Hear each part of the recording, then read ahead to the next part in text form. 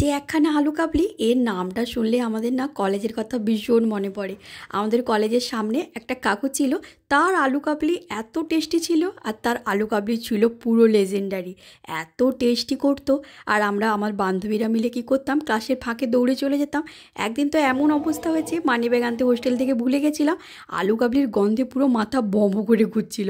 শেষে না এক বান্ধবীর ব্যাগ থেকে লুকিয়ে 5 টাকা তুলে আলু কাবলি কিনে খেয়ে ফেলেছি, লোভ সামলাতে পারিনি।